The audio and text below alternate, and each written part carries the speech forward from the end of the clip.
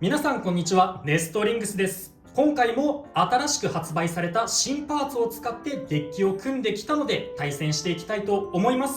今回チョメマルはカスタマイズセット U のパーツを使ったデッキで、そしてつぶやきさん太郎がこちら、全部のパーツを使って対戦していきたいと思います。よろしくお願いします。お願いします。それではやっていきましょう。行きましょう。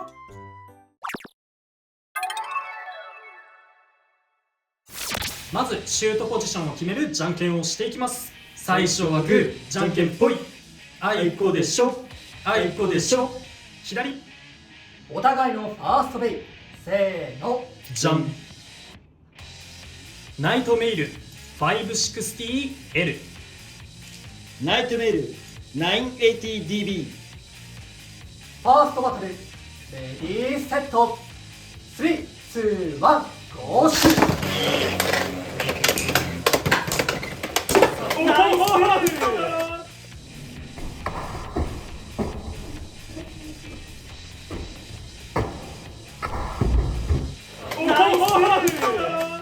ァーストフィニッシュ。ナイトメイルつぶやきさん太郎のナイトメイルに2ポイント。やったぜ。やっぱ攻撃力高いなこいつ。お互いのセカンドベイ、せーの、じゃん。クリムゾンガルーダ 360BS、 コバルトドラグーン 160RA。 セカンドバトル、レディーセット、3、2、1、ゴーシュ。真ん中行ったけど、真ん中行ったけど、マジ？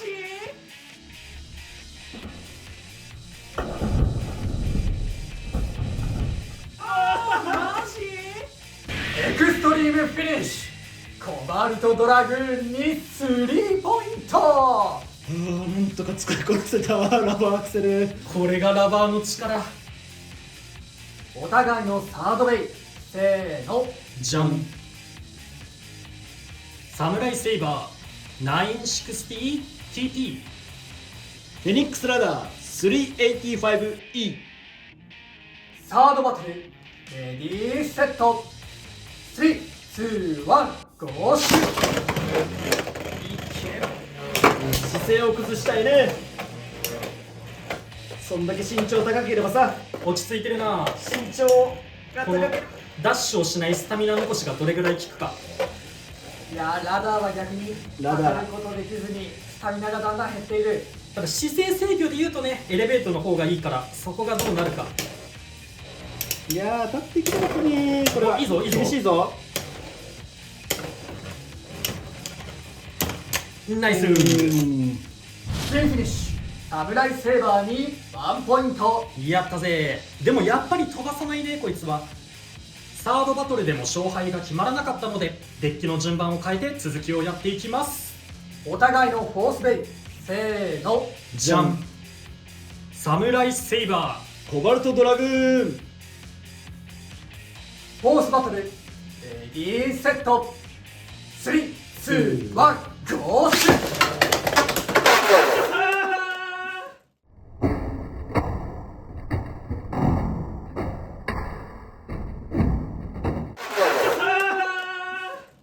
オーバーフィニッシュ。コバルトドラグーンに2ポイントということで、この 3on3 バトルの勝者はチョメマル。やったぜー。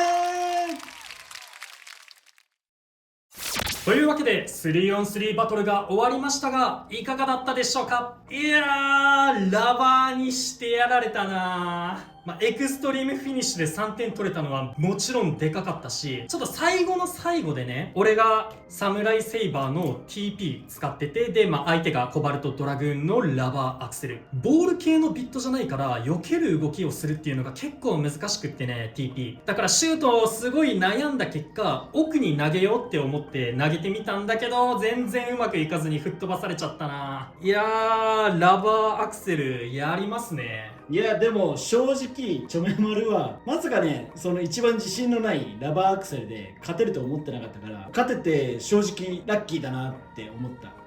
あと選出順もね3点対3点だったから、まさかあそこでドラグーンのラバーアクセル出してくるとは思わなかったね。あれ出てきたのもびっくりしたな。今回はもうお前に任せるしかないなと思って4期目をねドラグーンにしたんだけどね。で今回こっちはね、シンベイたち、サムライセイバーとクリムゾンガルーダとナイトメイル、全部のブレードと全部のビット、新パーツ組み合わせて使ってみたんだけどね、この中でも結構特にこのナイトメイルのレベルとかもいい感じに、ナイトメイルの弾きの強さをこのレベルビットで活かせることもできて、で中盤落ち着いたらディフェンスタイプみたいに、序盤アタック中盤ディフェンスみたいに使えるのも結構バランス良くて扱いやすかったです。ちょっと最後の試合では負けてしまったサムライセイバーですが、これもね TP で落ち着いた動きができるので、サムライセイバー結構ディフェンス性能高めかなって思ってるので、真ん中で落ち着いてうまく相手の攻撃いなしつつ最後まで粘ってくれたらいいなっていう風に組んでて、使い心地悪くはなかったんですけどね、相手が悪かった、相手が強かった。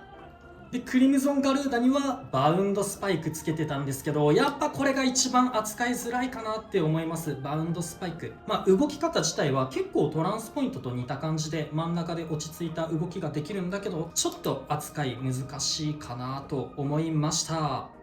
でね、今回ラバーアクセルを使ってみて思ったのが、最初ねやっぱラバーアクセルってエクストリームラインとかにも乗るんだけど、そのしっかり乗らないっていうところもあるし、スタミナ面もねやっぱあんまり良くないから、正直ね一番弱いビットかなって思ったんだよ。でコバルトドラグーンでスタミナ面とか回転吸収とかでね担保できればいいかなと思って試しに使って、ちょっと動画外で練習してる中でうまいこと真ん中をね動ける動きができないかなと思って、シュートの角度とかを考えてやった結果今回うまくいったのかなって個人的には思います。ラバーアクセルね、使う側はもちろんなんだけど、使わない、自分がデッキに入れないっていう人でもラバーアクセルの角度と着地によってどの向きに動くのかっていうのを研究した方がいいなって思いましたね。今回初見だったからどこに落とせば避けれるのかな、安定してスピン取れるのかなっていうのが分からなかったので、ちょっと自分がデッキに入れなくってもラバーアクセルの動き方もっと研究していきたいなと思いました。あとやっぱ今回思ったのは、ラバーアクセルはエクストリームラインに乗せない方がいいな、その真ん中をうまくえぐるような動きをした方が強いかなって思ったし、先端がラバーだからアタックをね決めた時、その自分のラバーアクセル入ってる自分のベイはうまくスタジアムに踏ん張って飛ばされることが少ないだろうし、相手のベイを飛ばすかなって思ったかな。というわけで皆さんも新しく発売されたサムライセイバークリムゾンガルーダカスタマイズセット U を買って遊んでみてください。この動画が良かったらグッドボタンとチャンネル登録をよろしくお願いいたします。それでは次の動画でまた会いましょう。バイバーイ。バイバーイ。